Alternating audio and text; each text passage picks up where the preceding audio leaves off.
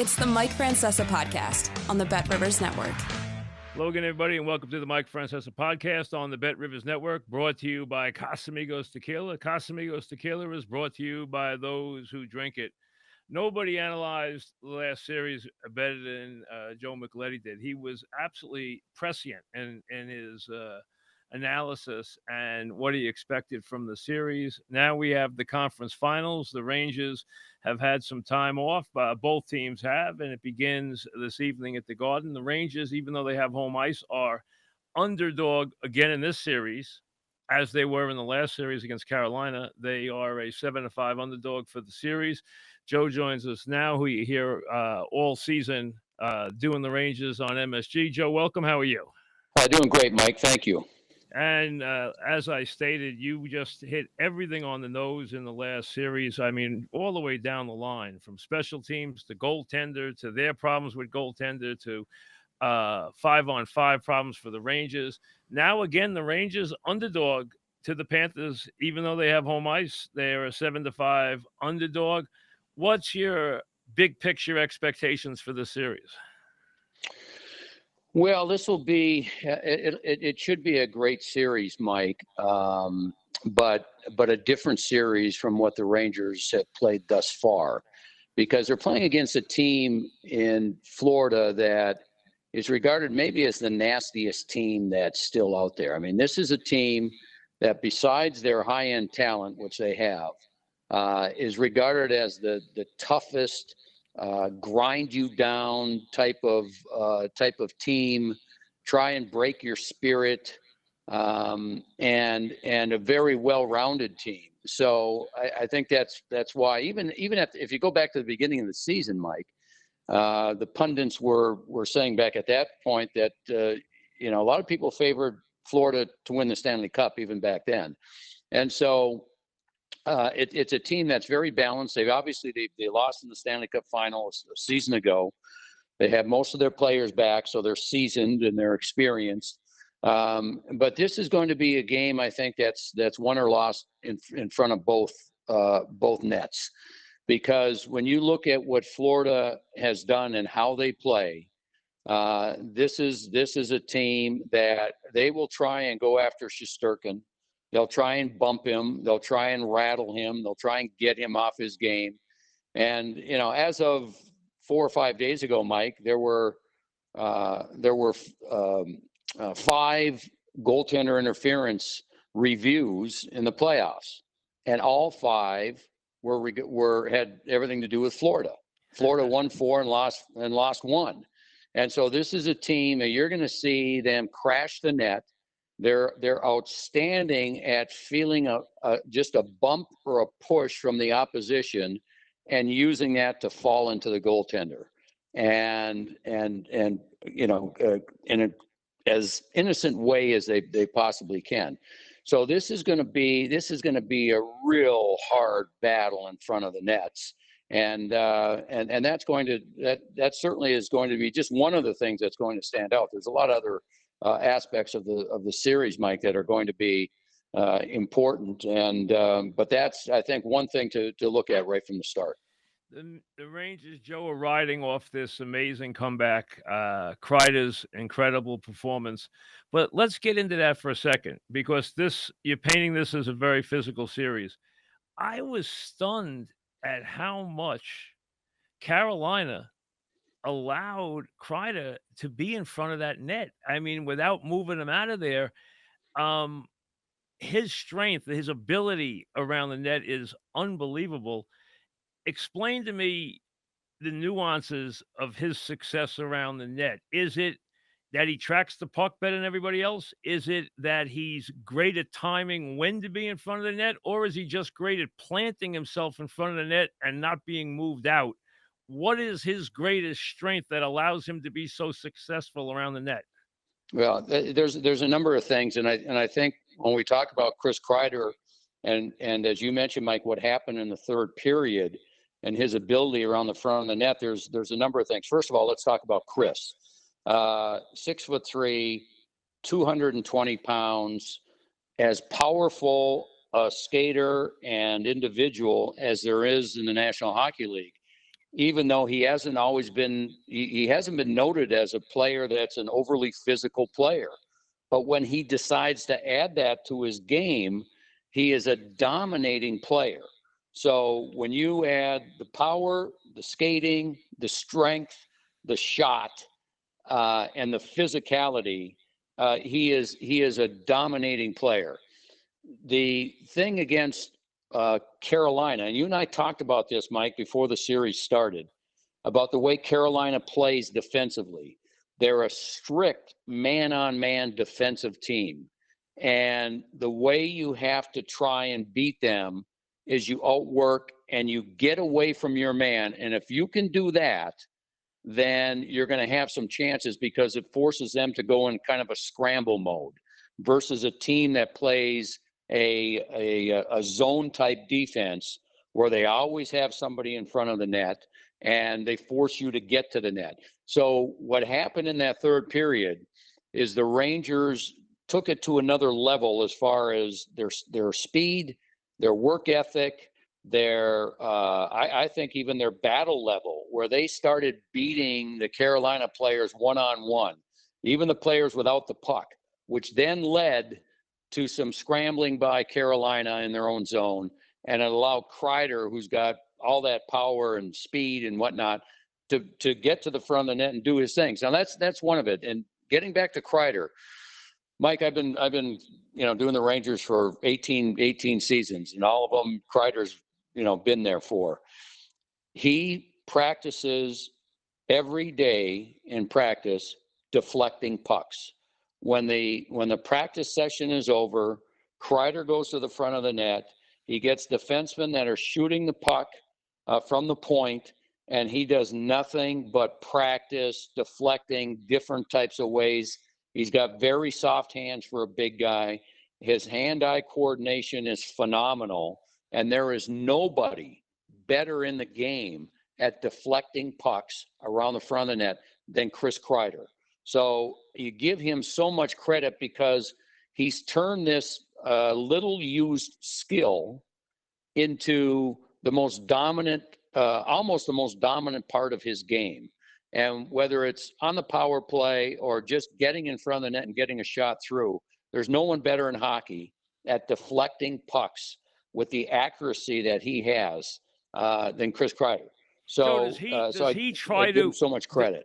Does he try to get his stick on every shot, or are there times where he will? Now it's traveling so quickly he doesn't have time to make a judgment. Obviously, he's just tracking the puck and it's moving very quickly. Does he just try to get his stick on any shot he can get his stick on? Is it as simple as that, or is it more scientific than that? Well, he does try. He does try to deflect everything, because especially in this day and age, and in particular, when you get to this point in the playoffs, teams, these remaining four teams are all excellent defensive teams. The goaltenders in most cases are very good. So you score by screenshots, deflections, rebounds. That's how you score in the playoffs. And so that's why every shot that comes towards the net, he will try to deflect. Now, the other thing, and if you watch Fox and you watch Panarin and you watch these players that have the puck out near the blue line, when they look up, in particular on the power play, and they see Kreider, they also look at where Kreider's stick is. So if he's got his stick either to his left side or to his right side, or a lot of times he'll have it right in the middle, okay, actually pointing at the player that's going to shoot the puck, those players will try to shoot the puck where the blade of his stick is. And sometimes if he misses the puck, that shot will actually miss the net. But they're shooting to allow him to do what he does best. I mean, it's an incredible thing that he has going with these other players. Well, they'll just take an innocent-looking wrist shot that has no chance of scoring on its own, but because Kreider is there to deflect it, then it turns into something special. So that's one thing. And the other thing he does, and we've seen Zibanejad score power play goals on this one-timer he's got from the other side. And a lot of times he'll score those because Kreider is in front of the goaltender. We talk about his size. It's very difficult for these goaltenders to look around Kreider. So if he can just get in front of the goaltender's eyes for a split second and force them to have to move their bodies to look around him, that's why a lot of times you'll see, pucks go in past the goaltenders without Kreider touching it, but he plays a major role in why the goal was scored because of his positioning in front of the goaltenders. Amazing. We're talking with Joe Micheletti. Joe, let's run down the things that'll be, so important and where the edges are. Goaltender, obviously, we know how good the Rangers are in net. Do they have an edge at goaltender? The Rangers do, yes. Slight, okay. Though, Mike. Like we talked the last series, that it was, a major difference, and it turned out that way against Carolina. This one will be much closer. You've got a goaltender on the other side, and Sergei Bobrovsky, that has twice won the Vezina Trophy as the league's best goaltender. He is one of the final 3 candidates again this year for the Vezina. So he's had an outstanding season. His save percentage in the playoffs, though, is a little down. It's just barely over 90%, which is just okay. And he has, over the course of his career, he's had some issues in the playoffs. But he has also shown that he can win games on his own. The difference, I think, between the two goaltenders is that with Shesterkin, his positional play as a goaltender is much better than Bobrovsky. You might see Bobrovsky in this series make some of the best saves you've ever seen because of his athletic ability, or because he's just out of position and he has to scramble and do whatever he can to make a save, which he's done throughout his career.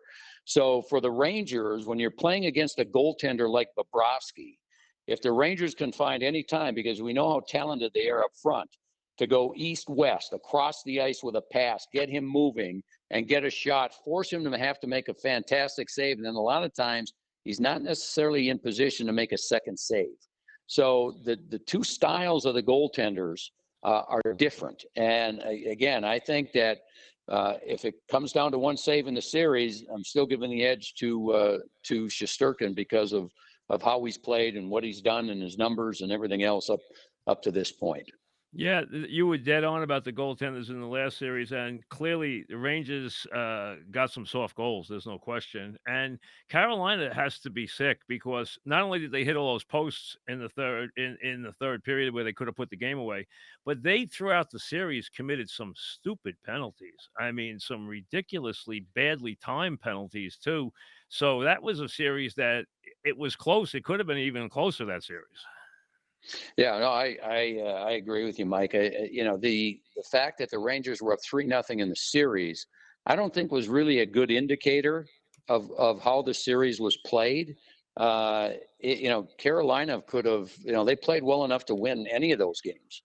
And so, in fact, 2 of the first 3 ended up in overtime. So Carolina, to me, when they look back on that series, they're gonna say to themselves, and I know Rod Brindamore, the head coach, has already alluded to it somewhat. We can't win a Stanley Cup unless we get goaltending.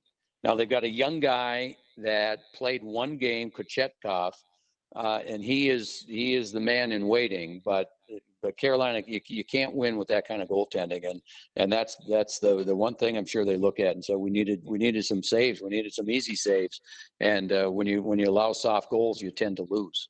Were you surprised on that call on Stahl? Because a couple of guys I played golf with thought that was a shaky call. Did you think that was a shaky call on Stahl?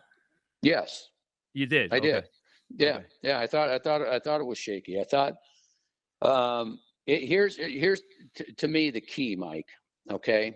When a play like that happens, the thing you watch for is if the player getting hit lifts both his skates off the ice. Because if you get hit hard enough as a player from behind, you don't have time to lift your skates off the ice. You just go straight forward. And a lot of times at least one of your blades is still on the ice. When you get hit somewhere on a medium basis, somewhere in between getting hit hard and just a tap, when you get in, and it's kind of in that middle ground, when you see a player lift both skates off the ice before he hits the boards or the ice, to me, that's the player trying to help a call. And we see it all the time. And it's a tough call for the officials because it's split second. And it was hard enough to at least consider, should I call this a penalty or shouldn't I?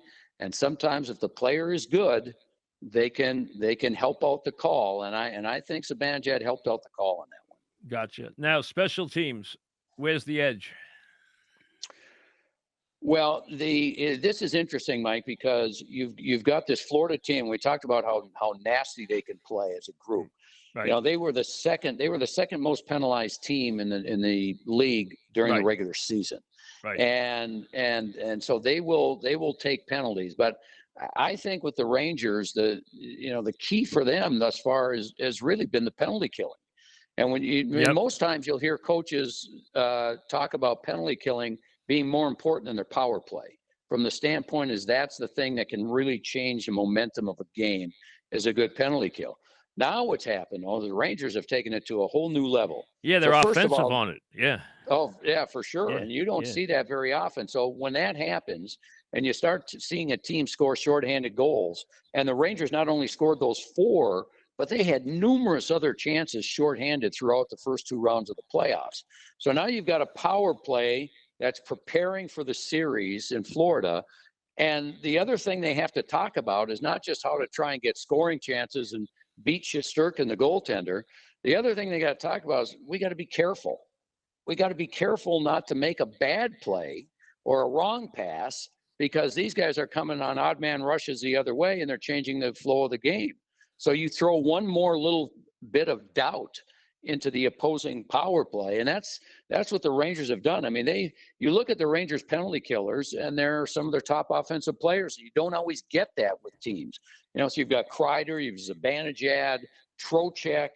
These are all players that are your top offensive players that are out there killing a penalty. And a lot of times teams will save those players and use their third and fourth line players as penalty killers. And so that's one thing, the offense. But the other thing is that with the Rangers penalty killing, they just haven't allowed many chances from those high scoring or those high danger scoring areas of the ice. And then, of course, when they have, you've got Shesterkin, who's just been, spectacular.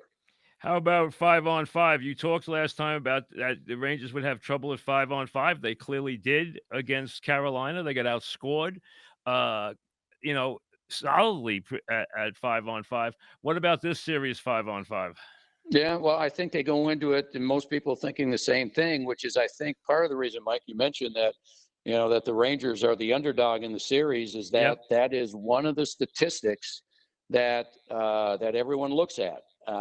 For the Rangers, they don't care. You know why? Because all season they've been in the lower half of 5-on-5 play. Yet they have always found ways to win, either on especially with their power play. And so they still come into this with a great deal of confidence on their power play. And if Florida is going to try and run them out of the building, which they will, can turn the other cheek enough to draw penalties, then their power play is going to be a major issue. But again, I think the 5-on-5 edge is going to go to Florida. They do a remarkable job on the forecheck, Mike. I mean, they come after you, and the difference, with Carolina, is Carolina came after you with 5 players in the offensive zone. Their defensemen were very, very active, and it makes it difficult to come out of the zone. And they're aggressive on the puck.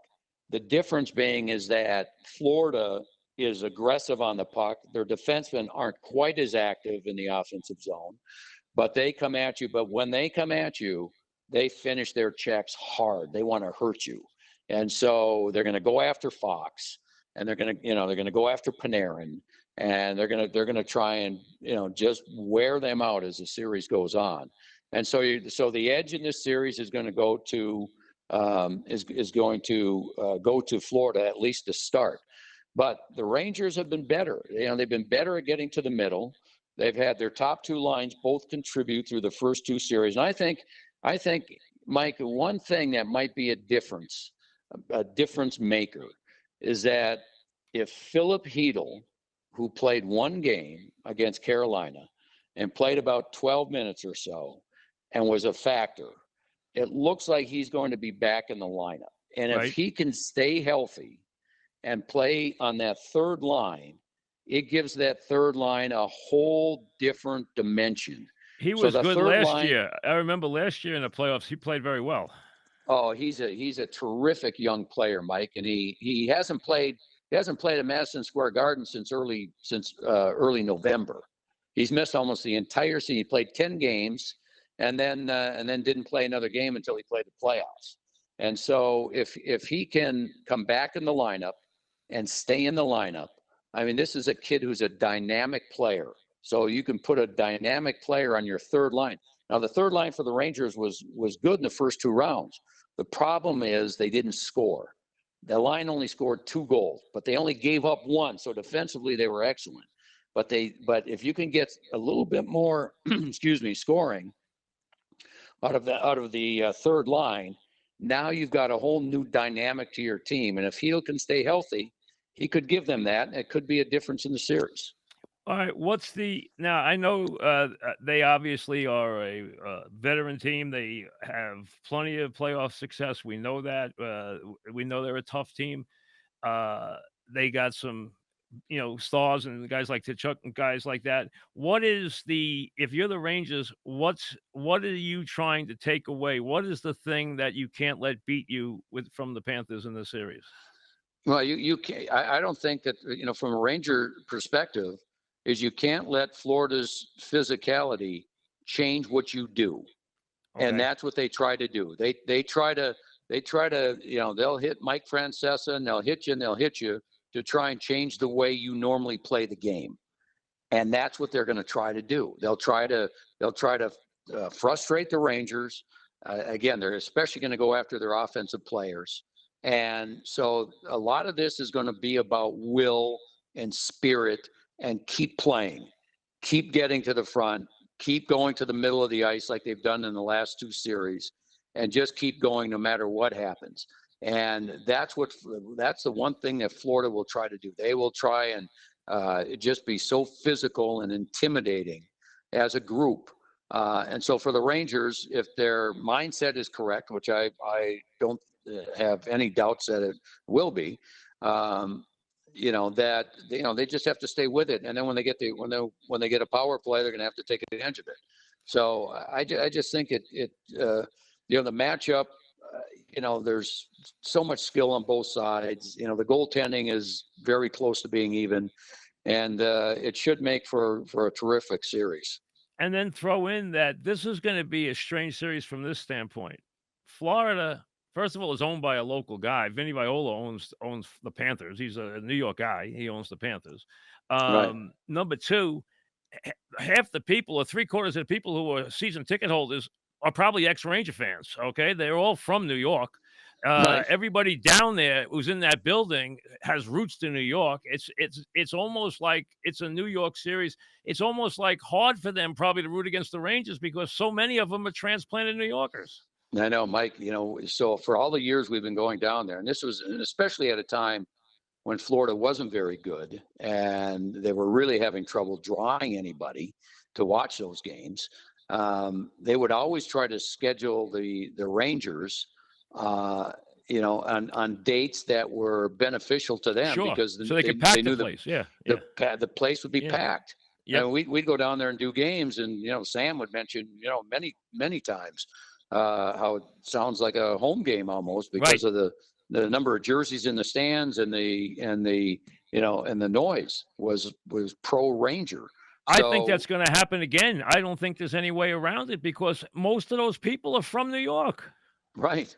I mean, they, I think that I don't think you're wrong at all. I don't know what they're going to try. We've seen and we talked about this. We've seen other organizations try and limit or at least prevent tickets being sold to this time it's impossible. Fans, it's impossible because all the people living down there on the East Coast of New York, Florida, all came from New York in the first place. Right. Half of them have residences in New York. I mean, when I walk down the street in Fort Lauderdale, it's like being in New York City. Right. You're right. You're right. It's going to be a factor for sure. Oh, I think it's going to be very interesting, and I understand they have their own identity now. And, I know Vinny, it's just, to say hello to. I see him at the racetrack. He's got a lot of race horses too. And, so he's had success with the franchise. But, it's funny. There's such ties to New York in this series. It's classic. It really is. But this is a tough, you look for a tough, really chippy series. Do they want to get the Rangers into a bunch of fights? Would they be happy to do that? Will the Rangers try Yes. to guard against that, or will they wind up in a bunch of fights? Here's what I think will happen, Mike. The Rangers are not going to guard against it because they know it's going to happen. Gotcha. I mean, they just know it's going to happen. And the Rangers have their own, they have their own group of players that don't mind dragging their teammates into a fight. Trouba's being one of them. Yep. You've got Barclay Goodrow up front that won 2 Stanley Cups. This is a hard-nosed player. And a big guy. The big guy is a target whenever he's out there. Yeah, so so they have enough of that. Do they have as many as Florida that play that way? I would say no, they don't. Right. But this is a team, I think, that has the confidence in themselves that every team in the league has tried to beat us a certain way, and we persevered. And so I think perseverance for them is not an issue. And but they will expect it. They know it's coming, and the officiating and how they call the series is going to be interesting. It'll be difficult on the officials. Again, I think we're going to see more video reviews of goaltender interference or not, because to me that's what Florida will really try and do. They'll try to get to Shesterkin. They know he's got a little temper to begin with, doesn't he? He does. So he'll get a little aggressive himself down around the net, right? And I think he has to be careful not to take penalties. Gotcha. Because he does, Mike. You're right. He reacts, and when he reacts, he throws punches. He swings his stick and gets emotional. But he's another one. We talked about drawing penalties, and you mentioned the stall hit on Zibanejad. Shesterkin has a little bit of that in him as well. About when he feels a bump, he'll help the call. And so this is going to be interesting to see what happens, because it's been, especially with Florida, it's a major part of what they do, and that's getting to the net with a lot of players. Well, 2 things, Joe. We're talking with Joe Micheletti, who knows as much about this as anybody and did an incredible job of predicting the Carolina series, had it down to the umpteenth degree. 2 things. Number one, going back to the controversial call that had Boston going insane and the whole city going insane, did you think that was a bad call? Should that goal have been disallowed, Joe? Yes. Okay. Yes, because the rule states, Mike, if you prevent the goaltender from doing his job and making a save by contact, then the goal should be waved off.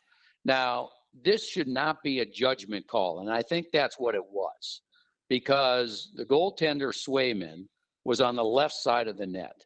When he made the save and the puck went to the other side in front, and you saw Bennett with a kind of a half a cross check to push the Boston player into his own goaltender. Right. That's still a penalty. It's not just that the opposing player has to make contact with the goaltender. If the opposing player pushes one of the goaltender's teammates into him, that prevents him from making a save or attempting to make the save, it's the same thing. So even though that Swayman was on the other side of the net, they made this determination thinking, well, he would have scored anyway. You can't do that. How many times, Mike, over our careers and watching these games, and especially in the playoffs with these great goaltenders, they make saves that you never expect them to make.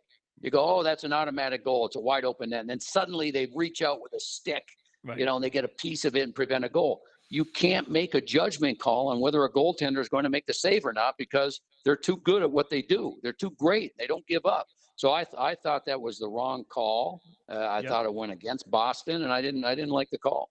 Yeah, most people didn't, and Boston was nuts about it. No, 2 things, Joe, before I let you go. We're talking with Joe Micheletti, of course. Trouba got a lot of grief in that series, and he was in the wrong place at the wrong time. Did he have a terrible series in your estimate, or was he just unlucky?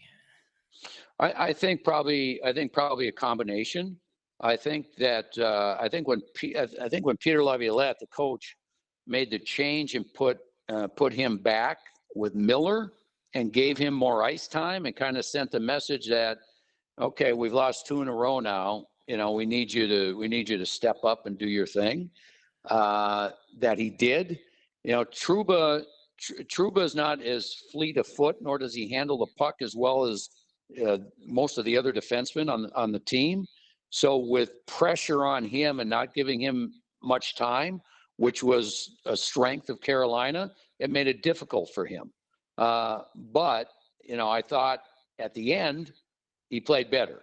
And this series in particular, they're going to need his style of play even more, because out of everybody on the ice, there's very few that hit like he does and gets in the middle of things and his leadership ability. So what he lacks in skating and plus, Mike, you know what? He got hurt at the end of the season and missed 11 games, and I don't think he's anywhere close to being 100%. Gotcha. And there's a lot of players like that for sure, but I think with what he's got, he's not going to heal until the summer, and that also affects him. All right, Rangers have home ice. Florida's a 7-5 favorite. Carolina was favored, and we know that was a lot of close games, and the Rangers wind up winning it in 6 with a remarkable comeback. But we know those were very close games. Who wins this series? Well, I'm gonna do the same thing that I've done before, Mike, and so many times this comes down to special teams and goaltending. Yeah, I'm going to give a slight edge to Shesterkin. I think the series is, when you look at everything and depth and whatnot, they're 2 very evenly matched teams, and it wouldn't surprise me either way, either team winning the series. But I think it's going to go 7, and I think the Rangers, with home ice and Shesterkin, will find a way to win. All right. Listen, Joe, thank you very much. Appreciate your analysis. Enjoy the series.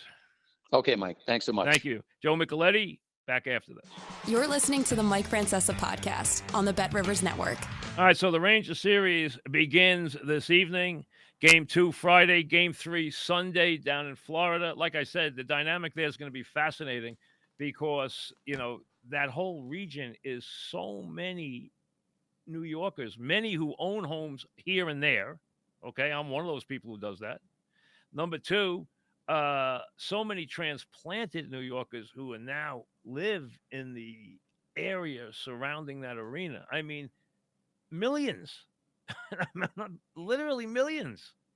And so I just think it's going to be an interesting dynamic to see how many stay with the new team versus back to their roots, which probably has a lot to do with the Rangers for these hockey fans.